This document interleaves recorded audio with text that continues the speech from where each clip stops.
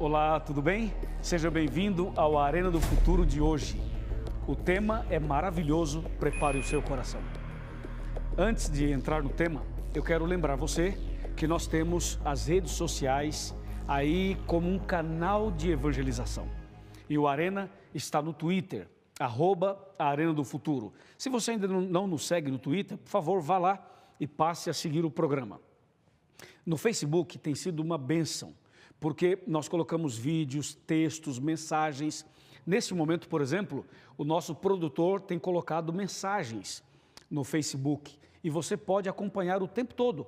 Eu coloco, outras pessoas da nossa equipe também colocam vídeos, textos, imagens, mensagens, tudo isso para fortalecer a sua fé. É só você entrar facebook.com/Arena do Futuro. Também nós temos um blog que está no site da Novo Tempo.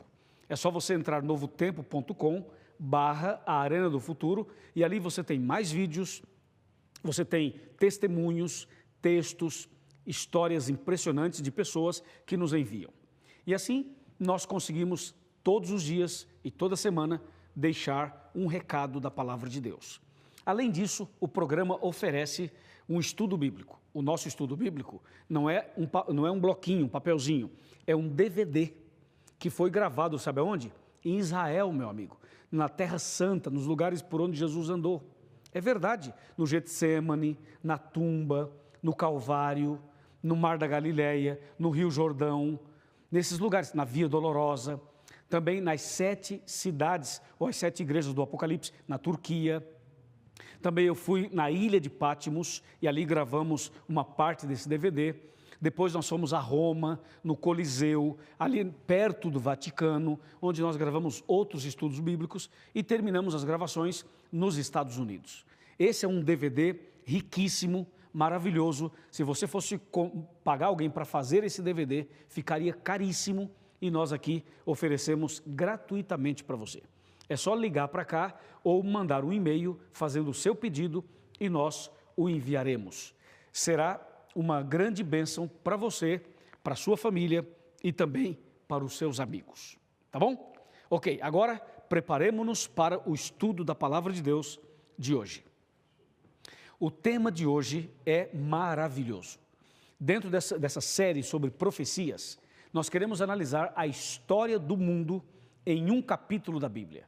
E esse capítulo é Daniel, capítulo 2. O livro de Daniel e o capítulo 2. Mas para analisar esse assunto, eu gostaria de convidá-lo a abrir a Bíblia comigo no livro de Amós. Amós é um livro pequeno que fica logo depois, você encontra Daniel, passa Oséias, passa Joel e depois de Joel você tem Amós. Amós 3, verso 7, diz assim: certamente o Senhor Deus não fará coisa alguma sem primeiro revelar o seu segredo aos seus servos, os profetas. Bem, esse texto é muito categórico ao dizer como Deus está comandando e dirigindo todas as coisas. Tudo que vai acontecer no mundo, tudo que vai acontecer no futuro, Deus, obviamente, já sabe, e Ele revelou aos profetas justamente aquilo que está por ocorrer. E o que nós vamos ler agora é justamente uma dessas revelações, uma dessas profecias, uma dessas mensagens. Só que a forma como Deus mostrou, como Deus revelou, é uma forma um pouco diferente. Ele não foi direto ao profeta. Deus primeiro falou a um rei, a um homem, a uma pessoa envolvida na administração de um país, que a princípio era uma cidade, depois tornou-se uma nação. Eu poderia usar o termo país. Vamos então agora abrir a Bíblia Sagrada no livro de Daniel. Daniel capítulo 2, começa de uma maneira surpreendente. Veja o que diz o versículo número 1 de Daniel 2. Diz assim: no segundo ano do reinado de Nabucodonosor, teve este um sonho. O seu espírito se perturbou e passou-lhe o sono. Até aqui. Então, o detalhe é esse. O rei, ao dormir aquela noite, teve um sonho. Quantas vezes nós temos sonhos? Quantas vezes você já sonhou com coisas boas e coisas ruins? Aí o rei deita uma noite, dorme e tem um sonho. se desperta, e quando ele se desperta impressionado, porque o rei pensa assim: eu tive um sonho, e eu sei que esse sonho me impressionou bastante, mas não consigo lembrá-lo. E o rei realmente não lembrava o que ele havia sonhado, e muito menos o significado. Ele nem lembrava o que ele havia sonhado. Então o rei fica angustiado e tenta encontrar uma maneira de resolver esse problema. Foi justamente aí que ele chama os sábios da Babilônia. As pessoas consideradas sábias. Entre elas estavam cartomantes, necromantes, feiticeiros, adivinhos, numerólogos, astrólogos, pessoas dessa linha espírita e espiritualista. Mas também, no meio dessas pessoas consideradas sábias, havia um servo de Deus chamado Daniel. Daniel era também um desses sábios. Era o único servo de Deus que fazia parte desse grupo seleto de sábios. Então, o rei manda chamar os sábios da Babilônia. Só que tem um detalhe: quando o encarregado chamou os sábios, ele chamou somente os da linha espiritualista e espírita. Por alguma razão, ele não chamou Daniel. Por alguma razão, Daniel não veio para aquela reunião com o rei. E o rei, então, chama esses sábios e diz assim a eles: pessoal, eu tive um sonho que me impressionou demais. Só que eu não sei o que eu sonhei. Eu não me lembro o que eu sonhei. Eu já tentei e não consigo lembrá-lo. E eu queria que vocês, que são sábios, que são pagos para isso, que vocês me falassem o que eu sonhei e também o significado. Bem, diante disso, o rei colocou os sábios numa situação muito difícil, porque, na verdade, esses homens tidos como sábios, eles não eram tão sábios assim. E essas pessoas que estavam envolvidas com necromancia, com espiritismo, espiritualismo, com essas coisas de revelar o futuro, de analisar e mapear as pessoas e tentar descobrir, na verdade eles não sabiam nada. E na verdade as pessoas não sabem o futuro só Deus sabe. Mas as pessoas tentam dizer alguma coisa do futuro. Você sabe, todo ano, no final do ano, aparecem pessoas assim, tentando dizer o que vai acontecer no ano seguinte. E falar sobre os artistas, os famosos, alguns se arriscam em falar que o avião vai cair, tá lembrado, né? E tal, aí não acontece nada disso, e fica por isso mesmo, e ninguém fala nada. Então, esses sábios, esses homens, falaram assim para o rei: ó rei, conta-nos o sonho e daremos a interpretação. Quer dizer, eles estavam tentando dizer para o rei o seguinte: rei, nós não sabemos nada. Se você contar o sonho, a gente inventa uma interpretação. Porque é assim que as pessoas fazem. A verdade é que o rei não sabia o que havia sonhado e, consequentemente, não poderia falar nada mais, somente dizer: sonhei e não sei o que eu sonhei. E como aqueles homens revelaram a sua incapacidade em dizer o sonho e o significado, como aqueles homens revelaram que realmente o futuro eles não sabiam nada, então o rei ficou muito bravo, ficou furioso, revoltado, e veja o que o rei fez. Daniel 2, verso 13. Saiu o decreto segundo o qual deviam ser mortos os sábios de Babilônia, e buscaram a Daniel e aos seus companheiros para que fossem mortos. Vejam que o rei ficou tão furioso, tão bravo, que ele manda matar os sábios de Babilônia, ele manda matar todo aquele pessoal. Só que tem uma coisa que chama a nossa atenção.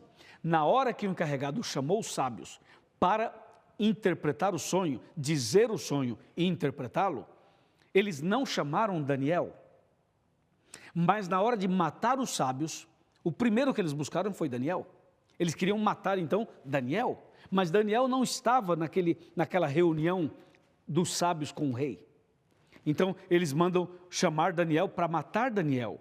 Diz o texto claramente: saiu o decreto segundo o qual deviam ser mortos os sábios e buscaram a Daniel e aos seus companheiros para que fossem mortos.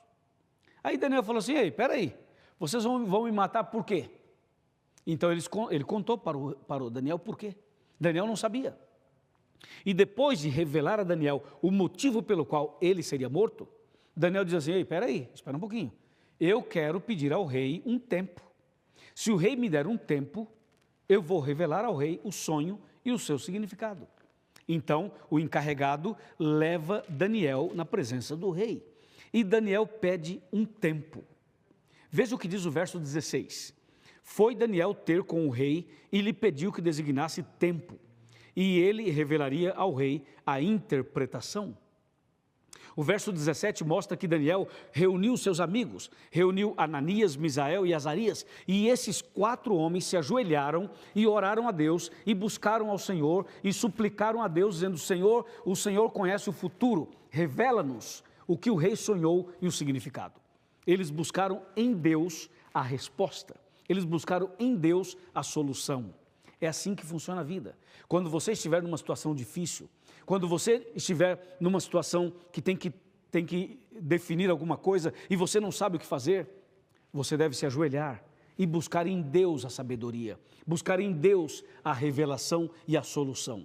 E Deus dará com certeza. Veja o que diz o verso 18. Para que pedissem misericórdia ao Deus do céu. Veja o que diz o verso 19. Então foi revelado o mistério a Daniel numa visão de noite. Daniel bendisse o Deus dos céus. E o verso 20 diz: disse Daniel: seja bendito o nome de Deus de eternidade em eternidade, porque dele é a sabedoria e o poder. E Daniel continua orando, exaltando, glorificando a Deus por essa resposta. Ou seja, Daniel e os seus amigos oraram, buscaram em Deus a resposta. Deus revelou a Daniel o sonho do rei e o significado. Então aí Daniel sai, procura o encarregado e pede para ter uma conversa com o rei. Então Daniel chega na presença do rei e a Bíblia agora começa a mostrar como foi esse encontro. Veja o que diz o verso 25. Então Arioque era o encarregado, depressa introduziu Daniel na presença do rei e lhe disse: achei um dentre os filhos dos cativos de Judá, o qual revelará ao rei a interpretação. Respondeu o rei e disse a Daniel, cujo nome era Beltsazar: podes tu fazer-me saber o que vi no sonho e a sua interpretação? Verso 27, respondeu Daniel na presença do rei e disse: o mistério que o rei exige, nem encantadores, nem magos, nem astrólogos o podem revelar ao rei.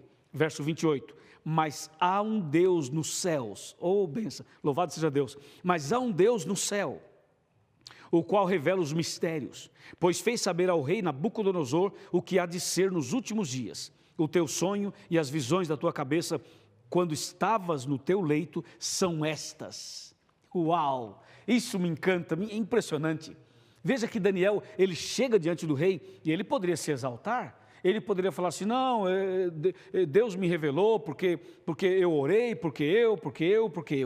Mas Daniel, humildemente, ele fala assim: olha aqui, rei, eu não posso revelar o sonho e nem a interpretação, mas eu quero que você saiba e toda a Babilônia saiba que há um Deus nos céus. Veja que Daniel exalta Deus, veja que Daniel reconhece a grandeza de Deus. Ele fala assim: há um Deus nos céus que revela os segredos. E quando ele exalta a Deus, ele está exatamente fazendo o que deve ser feito: reconhecer a soberania, o poder do nosso querido Deus. Então Daniel começa agora a revelar o sonho. Você sabe, você já leu sobre isso, mas os versículos continuam. O verso 29 começa a revelação. Ele diz assim: estando tu, ó rei, no teu leito, surgiram-te pensamentos a respeito do que há de ser depois disto. Aquele, pois, que revela os mistérios, te revelou o que há de ser. Verso 30, e a mim me foi revelado esse mistério, não porque haja em mim mais sabedoria do que em todos os viventes, mas para que a interpretação se fizesse saber ao rei e para que entendesses as cogitações da tua mente. 31, tu, ó rei, estavas vendo, e eis aqui uma grande estátua, esta que era imensa e de extraordinário esplendor, estava em pé diante de ti, e a sua aparência era terrível. A cabeça da estátua era de ouro fino, ou de fino ouro, o peito e os braços de prata, o ventre e os quadris de bronze, as pernas de ferro e os pés em parte de ferro e em parte de barro. Quando estavas olhando, uma pedra foi cortada sem auxílio de mãos, feriu a estátua nos pés, de ferro e de barro e os esmiuçou. E o texto continua dizendo que aquela pedra, ela cresceu, tornou-se uma grande montanha e encheu toda a terra. À medida que Daniel foi revelando o sonho para o rei, claro, ele foi revelando e o rei foi lembrando. Quando Daniel disse assim, você sonhou com uma estátua. O rei disse, isso, Daniel, foi isso mesmo. E Daniel diz assim, e a estátua tinha 4 partes, era ouro, prata, bronze e ferro. Ferro misturado com barro. O rei diz, foi exatamente isso que eu sonhei. Então, Daniel ia revelando e o rei ia se lembrando. E confirmava exatamente o que o rei havia sonhado. Depois Daniel diz assim, e no final aparece uma pedra que é lançada sem auxílio de mãos, e a pedra atinge a estátua lá nos pés e esmiuça toda a estátua e quebra tudo, e a pedra cresce e forma uma grande montanha e enche toda a terra. Daniel diz assim, exatamente, Daniel, foi isso que eu sonhei. Aí Daniel diz assim, rei, esse é o sonho. E agora eu vou te dar a interpretação. Veja o que diz o verso 36. Este é o sonho, e também a sua interpretação diremos ao rei. E aí Daniel começa agora a interpretar o sonho, inspirado, claro, por Deus, de acordo com a revelação de Deus. Verso 37. Tu, ó rei, rei de reis, a quem o Deus do céu conferiu o reino, o poder, a força e a glória, a cujas mãos foram entregues os filhos dos homens, onde quer que eles habitem, e os animais do campo e as aves do céu, para que dominasses sobre todos eles. E aí Daniel diz, tu és a cabeça de ouro. Olha a revelação, tu és a cabeça de ouro. Verso 39, depois de ti se levantará outro reino, inferior ao teu, e depois um terceiro reino, de bronze, o qual terá domínio sobre toda a terra. Verso 40, e um quarto reino será forte como ferro, pois o ferro a tudo quebra e esmiuça, como o ferro quebra todas as coisas, assim ele fará em pedaços e esmiuçará. Então Daniel agora mostrou o sonho e mostrou o significado, a interpretação. Quando Daniel foi interpretando, o rei foi se levantando, abriu os olhos e ficou impressionado. Por quê? Porque Daniel agora revela o futuro, não que Daniel seja simplesmente um revelador de futuro, não. Daniel estava revelando o que Deus havia revelado a ele. Então a estátua com 4 partes era uma mensagem sobre o futuro da humanidade. O que Daniel estava revelando ao rei é também uma revelação para nós. A cabeça da estátua de ouro representava o rei, representava Babilônia e o rei Nabucodonosor. O peito e os braços de prata representavam o império que viria logo depois, que é o império Medo-Persa, representado pela prata. Depois, os quadris e as coxas de bronze representavam então o terceiro império mundial, que seria a Grécia, que viria depois dos medos e persas. E as pernas de ferro representam o quarto o quarto império, que lá em Daniel capítulo 7 aparecem também como 4 animais, como eu acabei mencionando aqui. Na verdade, as pernas de ferro representam o quarto império mundial, que seria Roma. E os pés da estátua, misturado de ferro com barro, representariam os últimos dias. Representa os últimos dias, ou seja, os nossos dias, em que os reinos seriam divididos, assim como o ferro e o barro não se unem. Daniel estava revelando, porque esse assunto do capítulo 2, ele se repete no capítulo 7 e se repete no capítulo 8 e também tem uma repetição em Apocalipse 13. Só que aqui no capítulo 2, Daniel começa a explicar detalhes da estátua. Agora veja, o Império Babilônico de Nabucodonosor dominou o mundo do ano 606 ao ano 539 a.C. Depois o Império Medo-Persa dominou de 539 a 331 a.C. Em seguida veio a Grécia, que dominou de 331 a 168 a.C. Logo depois veio o Império Romano, representado pelas pernas de ferro, que dominou o mundo do ano 168 a.C. até o ano 476 depois de Cristo. Veja que tudo isso estava sendo revelado ao rei, a Daniel e a toda a humanidade, justamente naquele dia, através daquele sonho que Deus deu ao rei e a interpretação que Deus deu a Daniel. A história do mundo, você percebeu? As 4 poderosas nações que dominaram o mundo numa sequência interessante. E de fato isso aconteceu. Você sabe que Babilônia dominou, mas o seu domínio passou. O Império Medo-Persa dominou, mas também seu domínio passou. O Império Grego dominou, mas também passou. Depois veio Roma, que dominou, Roma Imperial, mas também passou. E agora estamos vivendo exatamente os pés da estátua, os dedos da estátua, que, de acordo com o Daniel 2, eram de ferro e de barro, ou seja, não se unem. São os reinos divididos que nós estamos vivendo hoje. Hoje cada país, cada nação, cada reino tem o seu governo, tem as suas leis, são todos divididos. Agora, o que chama a atenção é o lançamento da pedra. Porque, de acordo com o sonho e a interpretação, aparece uma pedra lançada sem auxílio de mãos. E essa pedra não atinge a cabeça da estátua, nem os peitos, nem o quadril, nem as pernas. Essa pedra atinge os pés da estátua e destrói toda a estátua. E a pedra cresce.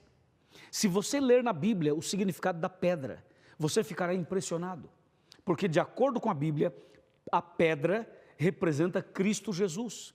Jesus é a pedra de esquina, Jesus é a pedra angular, Jesus é a rocha, como diz Mateus 16. Jesus é essa pedra. E quando diz a Bíblia que a pedra foi lançada nos pés da estátua, sem auxílio de mãos, significa que Jesus vai voltar. E veja que a pedra, ao ser lançada nos pés da estátua, significa que ela seria lançada em nossos dias, porque estamos vivendo o período dos pés da estátua. Então isso quer dizer que Jesus vai voltar, a pedra é Jesus, e o lançar da pedra significa a volta de Jesus. Então a Bíblia está revelando que Jesus vai voltar em nossos dias, nos dias dos reinos divididos.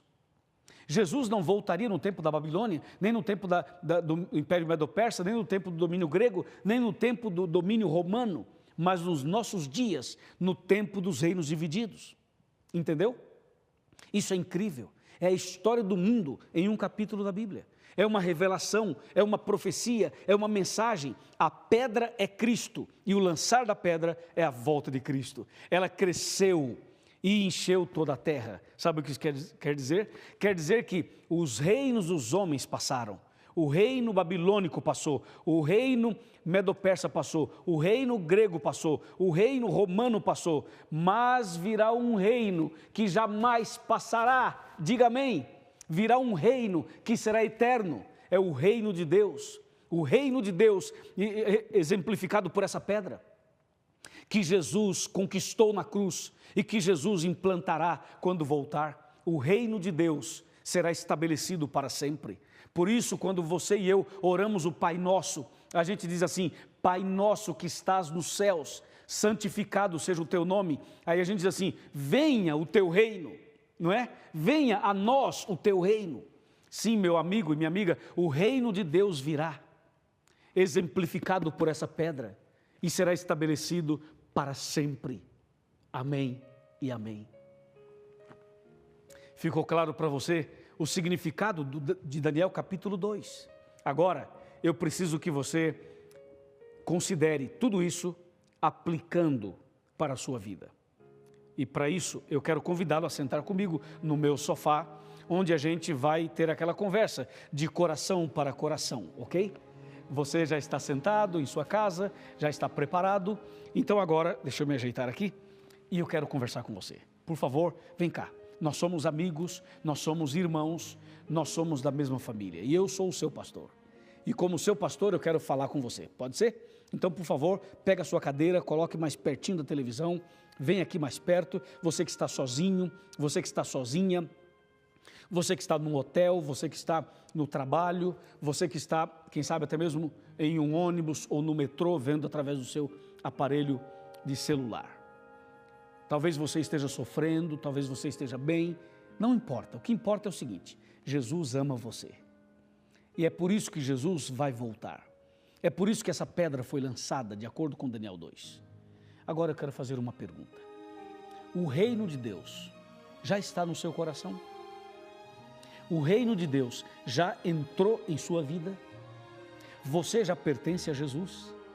Você já é de Jesus? Você já se entregou a Jesus? Lembre-se, em nossos dias, Jesus vai voltar. Jesus virá em nossos dias. O mais breve do que você pode imaginar. Por isso, prepare-se para a volta de Jesus. Prepare-se de verdade. Ande com Ele. Estude a Bíblia. Sirva a Deus. Porque em breve essa pedra será lançada. Em breve Jesus voltará. Porque a parte da cabeça da estátua já passou. Do peito e dos braços também. Do quadril também.